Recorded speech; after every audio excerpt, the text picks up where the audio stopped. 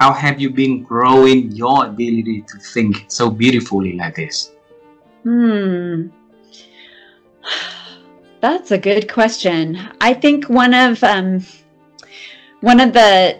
think it's an ongoing challenge. It's presents itself in different ways in the different roles that I've done, but it's always, if we think about the quadrants of important and non-important, urgent and non-urgent, and ideally we would be spending our times only on the important things. But so often we are confronted with something that is appearing as urgent, but it's not that critical, deep, important work.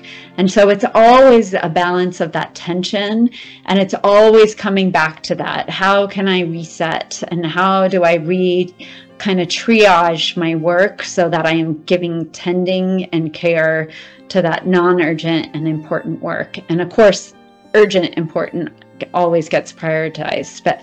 But when something isn't a phone call or an email in the inbox or something else that's presenting, maybe it's a conversation from a member of the community who grabs me in the grocery store and wants to share their feelings about some direction or decision the city has made.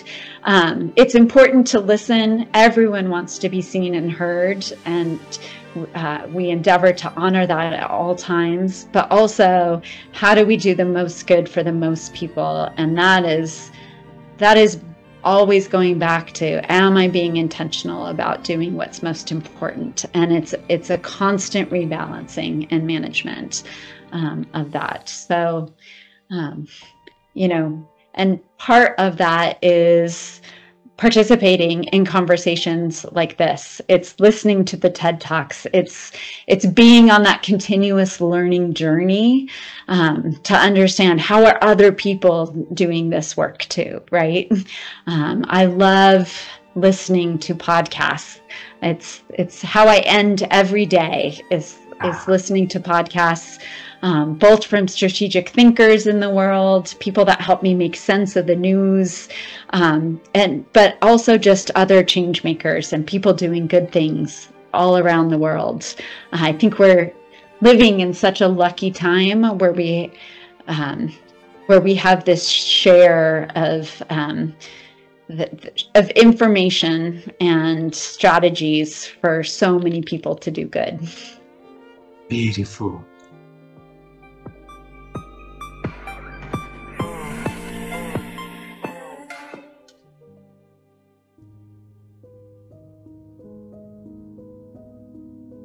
So teach us your way of expanding your ability to think so that we can share back to our audience, please.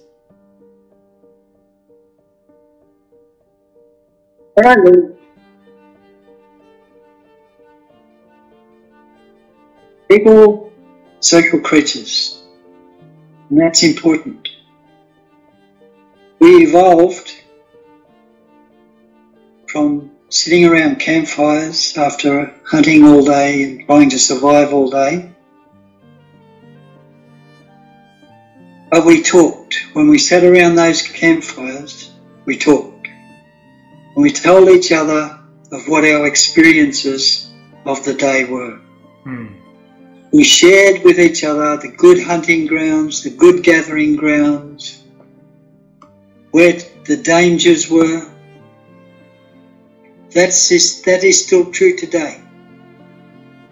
When we sit around a meal, or we sit around in a circle and we talk to each other, and we share our experiences, we're learning. We're learning from each other. Sometimes it's about learning what I don't like. If I don't know where I want to be, it's about learning where I don't want to be. If I don't know what I want to do, it's about learning what I don't want to do. There's the key, I think, to improving the way I think is listening to other people. It's about learning. Beautiful. Just simple learning. Thank you very much.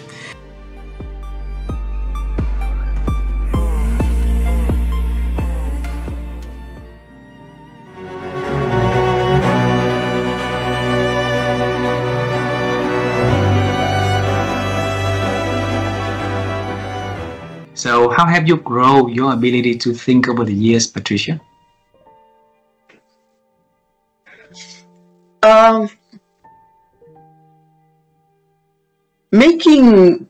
Making time for ourselves, I believe, is as important as listening to others. So listening my inner self is part of my daily obligation. I don't ignore my own feelings, my own doubts, my own concerns.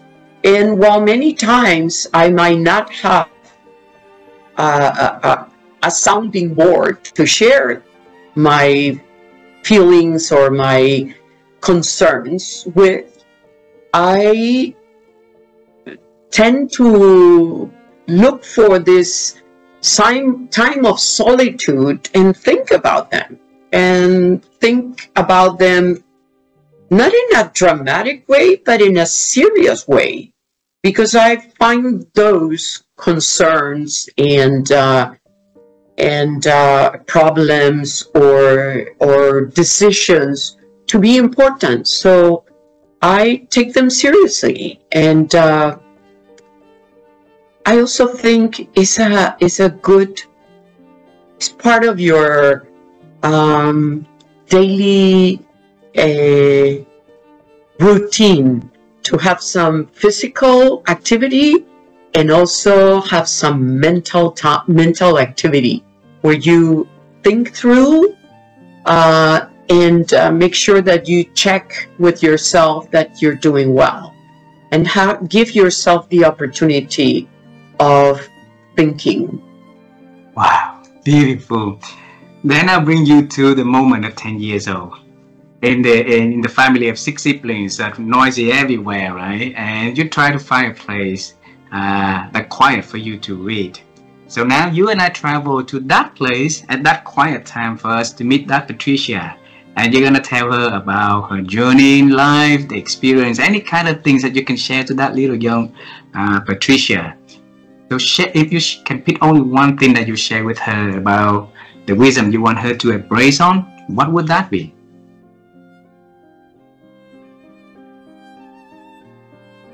I'd say, don't be afraid. Go for it.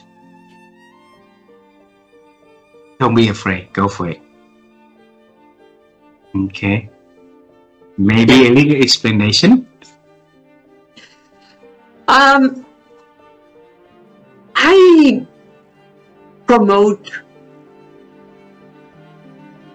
to my team that they make their own decisions. They can come and check with me, but I do promote, hey, what would you do? What would you decide?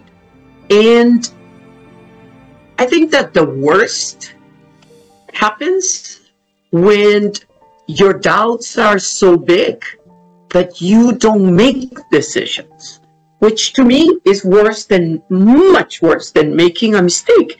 Making a mistake or failing is part of the journey, right? Not making decisions, it just keeps you still where you are.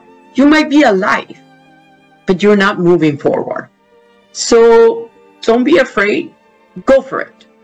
Wow.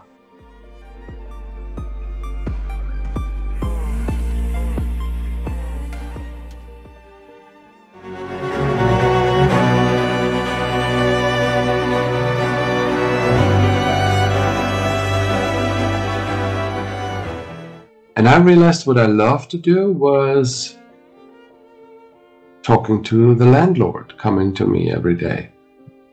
We talked about life, we talked about things, and I learned every time to speak more fluent, and that has energy. But you're right. how do you create opportunities? Because you cannot force destiny, but you can create opportunity.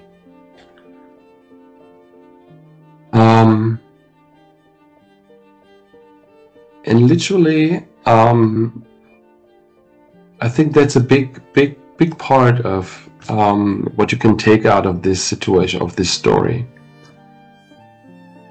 If you're in this type of, when you lose your job, when you move to a new town and you don't know what to do,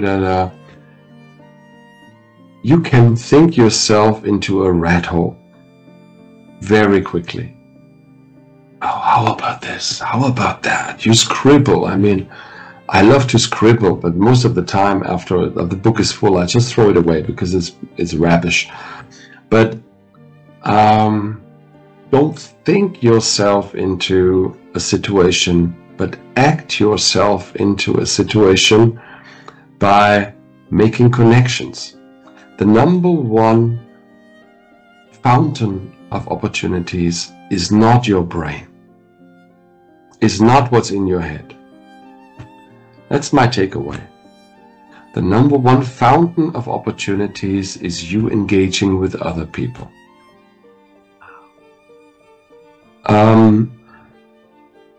A thought in isolation is useless. A thought in a relationship is worth a gold, or could be worth a gold. Like, how did I get the job? I mean, I didn't get the job by someone scouting for a lost husband man, a household man, somewhere in this wonderful city of Malang. But it was me being out there, talking to people, connecting. The magic is in a relationship. The same. So it was also. I mean,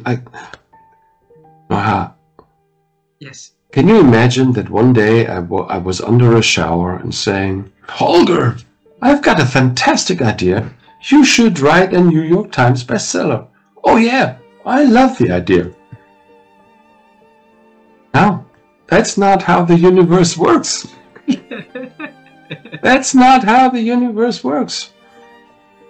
You serve, you have an idea, you put your head on the table, take a risk, do stupid things like sending a package with penguin masks to the world-renowned professor of leadership.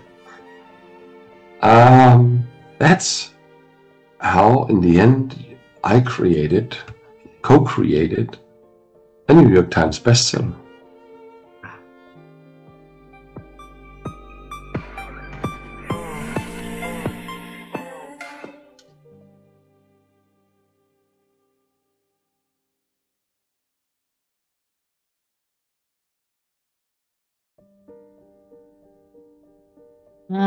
What an interesting question.